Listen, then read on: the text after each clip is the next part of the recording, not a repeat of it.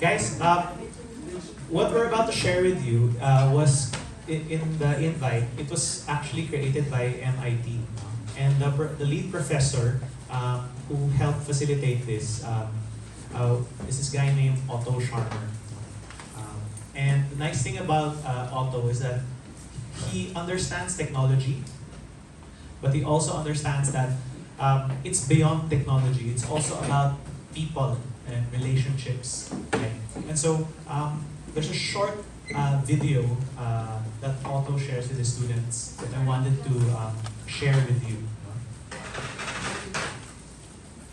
It's a great pleasure to connecting with you virtually, even though it's only taped. I'm joining you here from Santiago de Chile, where we had just a all-sector process with 250 change makers from 17 countries. And it's really interesting to see, experience here something that I also experienced earlier in IDEA's Indonesia and IDEA's Asia Pacific programs, which is as we move from a world that is, used to be bipolar organized and then, move to a monocentric structure for a number of years. Now is really emerging, evolving into a multipolar structure and geometry of connections and relationships that we know has a lot to do with the regionalization. And why does IDEA's Asia Pacific matter to me? Why does it matter to my colleagues here at MIT? MIT is really about impact at the end of the day. It is about focusing,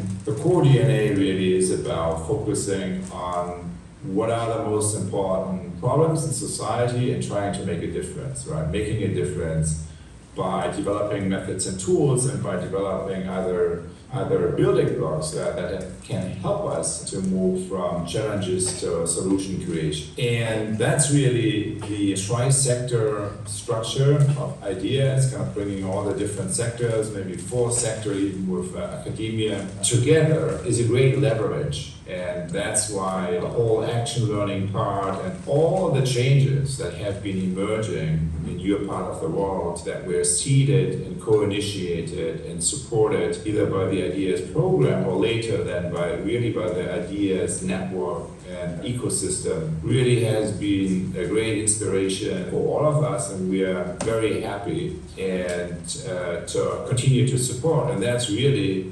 why many of us from the MIT faculty do our work, right, to be in service of these kinds of initiatives. And that brings me to the last reason, which is really that we live in a moment of disruption. We live in a moment where of a poly crisis that keeps accelerating, where really two stories are playing out, and I would say one story is just kind of the amplification and multiplication of all these problems, and largely denial, right, of not addressing some of these issues when you look at the public discourse. That comes with a sense of collective depression. So among distributed, I don't know how it is now in your part of the world, but in other parts, particularly young people,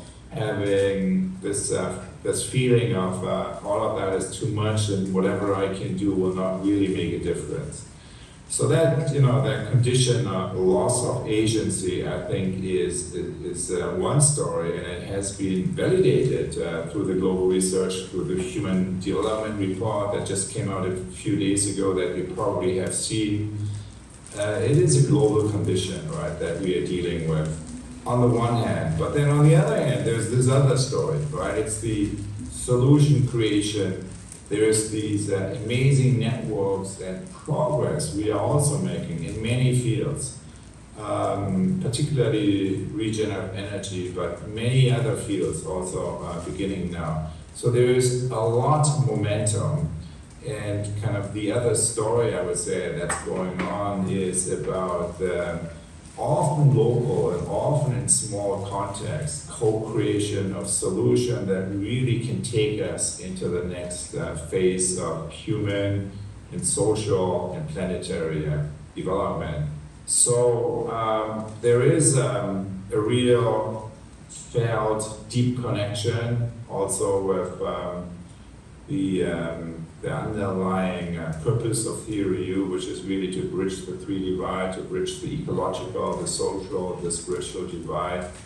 At this point, we move into this moment of disruption on a planetary scale more and more openly.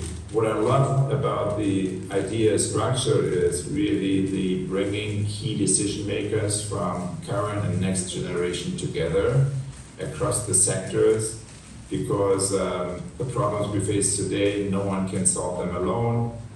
No institution, no matter how powerful, is able to solve it alone. We need each other. We need kind of an ecosystem approach to solving these things, and that's something that through the ideas journey we will help you to get exposure to really eye-opening experiences. We will help you to give you methods and tools. We will be really sensing into what is it really that the current situation is calling on us to do. So at the end of the day, the essence of presencing is really something very simple. It's this.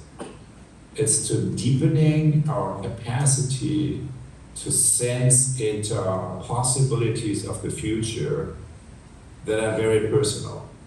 Essentially, presencing is connecting to a future possibility that is looking at me and that is looking at us, because it depends on us and it depends on me, on my agency to come into reality.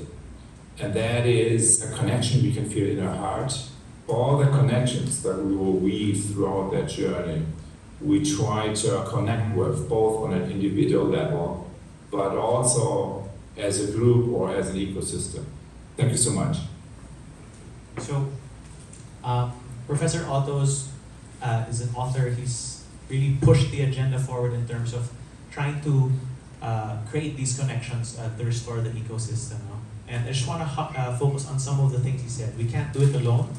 There's a loss of agency story. Agency meaning I can't act, right? And there's also a solution creation story where people try to act. And not in the slides, but in the Philippines, I think it's safe to say that in certain parts of our society, you grow up with a message in the background that I can't rely on government, or maybe I shouldn't rely on government, or maybe I know government's going to disappoint me, right? If you're in the private sector. Now, there's also a storyline, if you're a career government official, that the private sector's crooked. They're going to cheat us, right? And it's easy to say that because we've gotten to talk to people who are VIR examiners. Of course, they see all the stuff that's being avoided, right? And then you've got civil society, right? NGOs, right? A lot of NGOs in the Philippines, we're notorious for having very what do you call that? Untrustworthy NGOs in our country. Right? Because they have been tools for greenwashing or just pass-through of many things. And so the question is, how do you build trust in a world where the three sectors or four sectors that you need the most, including academia, naturally don't have so much trust with each other. And that essentially is one of the challenges when you go to a COP, simulation, the COP negotiation, which Dewey, I think, is the only person in the room who's actually seen. Maybe you're gonna share, did you watch it personally, or were you going around in the crowd, and which COP that was? I started going to COPs in 2014, so my first one was COP 20 in Lima, Peru, and specifically I was a youth delegate from New Zealand, so we were at the plenary watching everyone lose their heads. Lose their heads. Okay, that's a nice way of putting it. Okay, well, so again, we're here to learn together, guys. Not lose our heads together. And with that, I present to you the personalities that you're going to represent today. So let's just take a bit of time to go through this one at a time. So we have Kelly Ortberg, CEO of Boeing. He will be representing industry and commerce. These are the big factories in the world. They have the factory with the most number of employees. But recently, they're also plagued by a large scandal of cost cutting, and that's why planes crash. Right? So Kelly will be represented by one of you. And right. Next, we have Joko Widodo, who is the leader of the largest nation in the developing countries. Former, sorry. Oh, former, sorry. I need to update that. Thank you. Right. And then, of course, we have our beloved Xi Jinping. You all know who he is. Right? Leading the rapidly emerging nations, right? And then we have Antonia Guterres. That will be me today, who will be your climate council, and that's why I have with me this gavel, which I will use to restore order when you do lose your heads. And then we have Darren Woods, who has the sexiest job of conventional energy supply, coal, oil, right? And then next we have Brian Sykes. You might not know him, but Cargill is what you call big agri. They're the ones that have that produce chickens whose breasts are 500% larger than normal because of all the hormones and stuff. No? They're also responsible for a lot of the monocropping in the world, and they're also the ones that are converting. Perhaps you've heard this: converting forest into farmland, monocrop farmland. No? Anyway, that's the. And of course, beef is a thing. And then we have the current leader of the U.S. Right? We don't know who's gonna succeed him next, but he is in the seat of power, representing U.S., Germany, and all the other developed nations. And then you've got your climate justice youth.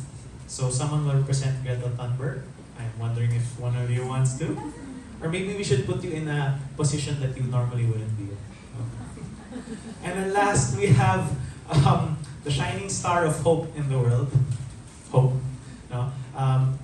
Elon Musk, who's created a lot of green energy options for us. EVs, batteries, right? He's the tip of the spear for the green energy revolution. And if he's like a match, China is the nuclear explosion of that green revolution, because they're the ones producing most of it at a lower cost. Okay, so these are the personalities, and we'll break it into groups now. Now, here are the rules of the negotiation, right? So one, play your role. Like, we need you to take it seriously, with the best of to your best knowledge, and you can feel free to Google a little more. We also will be giving away group handouts. No? So there's a packet of information about what your representative group, what they want, right? Next is, we need you to set aside your personal views. You may not want to be Greta Thunberg, but you have to play like her, right? You may not like Joe Biden, but you have to play like him, right? Next is, please no personal attacks, no violence, right? No harassment. Because there are negotiations where people literally lose it, right? You lose it, I'll use this. And then all tactics are permitted. Please take the roles seriously, no? And negotiate as seriously as you can. No? All right. Oops, sorry, wrong, not that. Right. So a tip, because when I went through this, I was very confused. It's okay not to know everything, right? But the whole point is that we go through it together. Now, to guide us in that negotiation, we have the En-ROADS simulator, which I'll open up 1 second.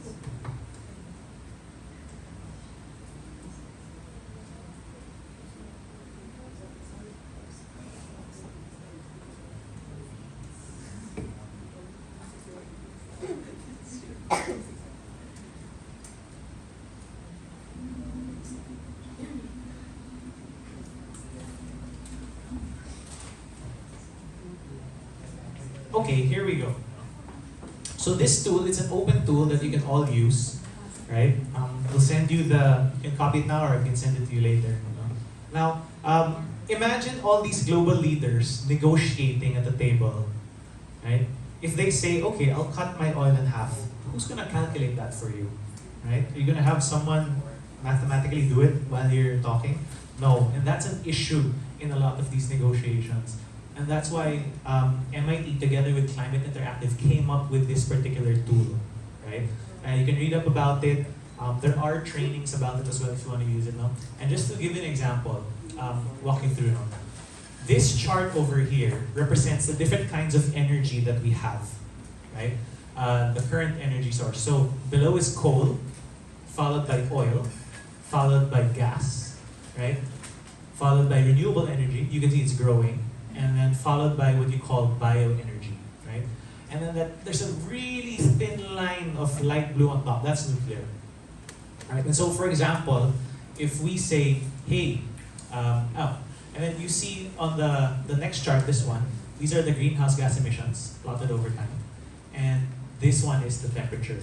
Right? So, for example, we say, let's move renewables now from status quo, let's subsidize it. You see how the temperature moves down, right? So again, I will, if you subsidize it partially, right? You see it goes back and forth, right? So all of these items are things that you can negotiate, that you need to move to get that number down to 2, right? And to get it below, ideally below 2, right? And so the other nice thing about this tool, oops, sorry, wrong laptop, is you can have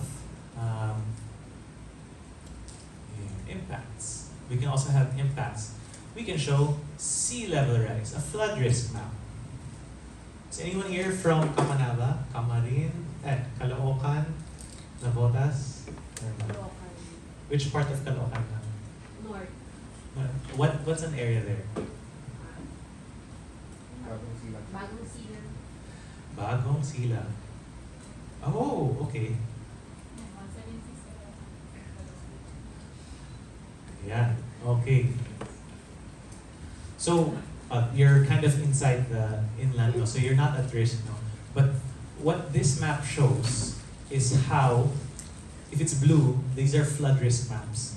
So currently, everything in blue, if we go business as usual, will regularly be underwater during certain parts of the year, right? And as we reduce the temperature, we will be able to save some of these areas from being at risk. Not all of it, we can save some of it. So let me be clear, we're at the point where we're going to pay the price. The question is, how much do you want to pay? But you are going to pay no matter what, right? Okay, so It shows there na hindi siya part, but then again, yung dadaanan talaga is flawless talaga. okay, thank you. So there, thank you for sharing that context. It will get worse now. Now, this is an AI tool, and the AI tool is not perfect, but it does give you reasonable context about certain spaces and about the carbon. No? It's updated every quarter, right? And so we're looking at a way to do this on a paid basis, so that we can get paid for our time and we can donate to the people who update the tool, right? Okay, so first off, I'd like you guys to divide, right, into groups. No? So Jess, can I ask? Can I ask? Yes. Okay. So, can we please? We're going to have 8 groups. Yeah. Can I please have you count off from 1 to 8? Oh, okay. Sige. Would you rather draw lots? Let's draw lots, guys. It's more fun that way. Come on, let's draw lots. Where are you gonna be? Maghuholo nila si Maya si Jinping. I think I'm Greta. Okay.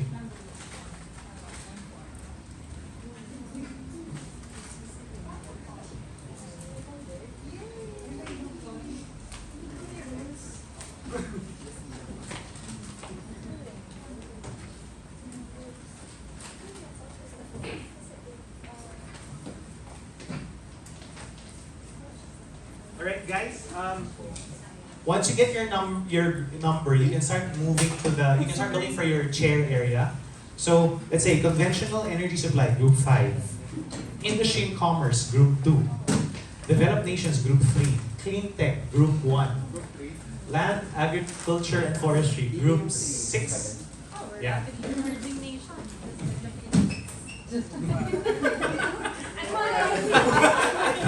Ay, wala pa, wait lang.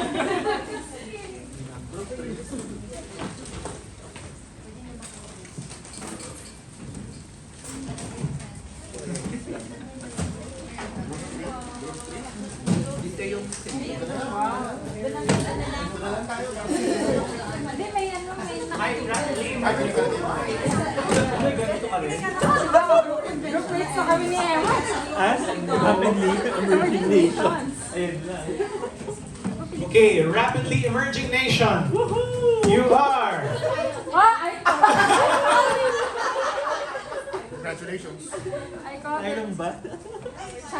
Okay, who is developing nation? Group 7. Philippines pala yung ano, developing nation. Sorry, we have to fix that. Kasi yung emerging ba? Developing nation, Group 7. Andiyan ba sa coach yun? 7. Sa loob? Ay, may naman ba doon?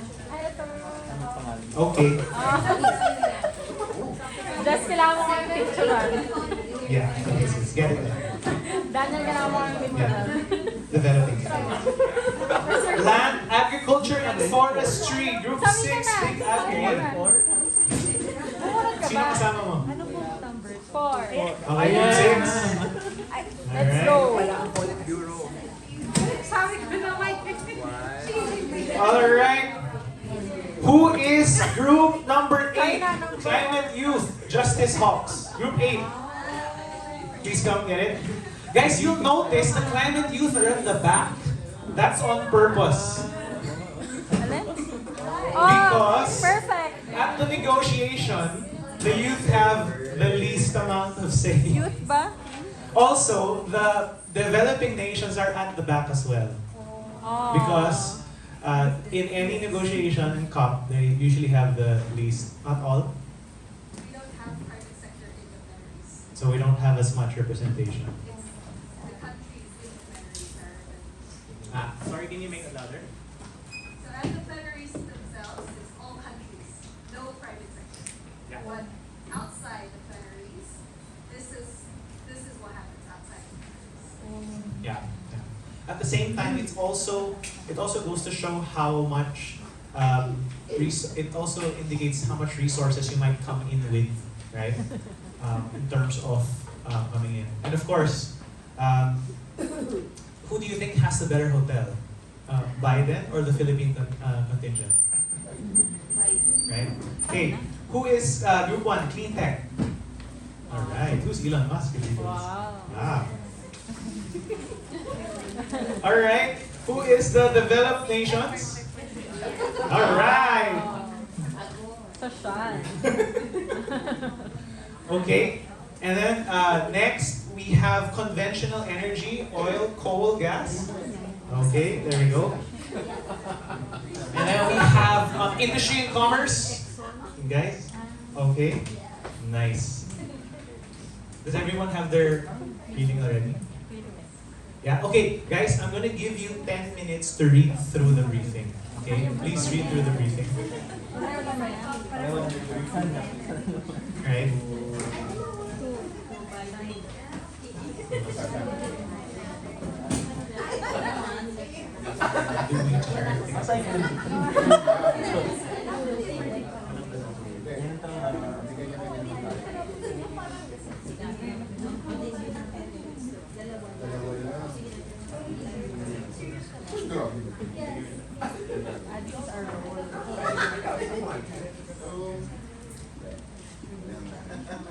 Yeah, so we'll have a few minutes to read.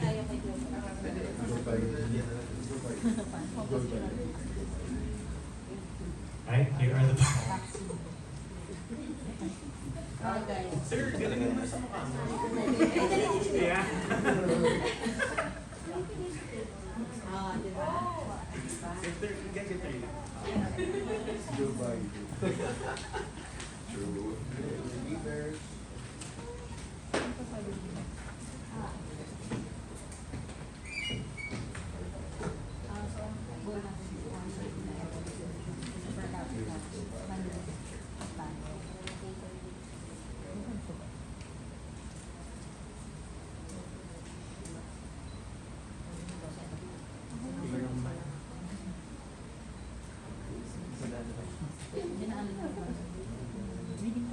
Yes,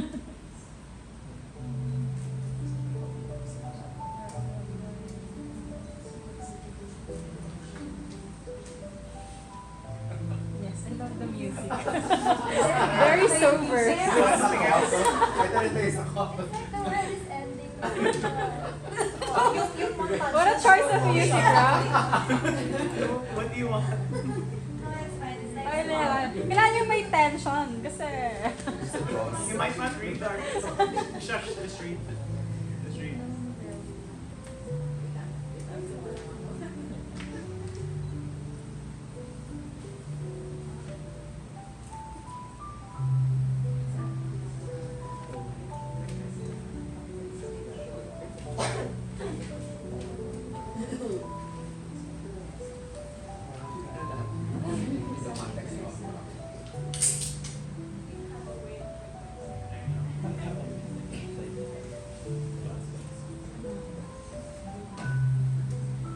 Feeling ko ito not so much.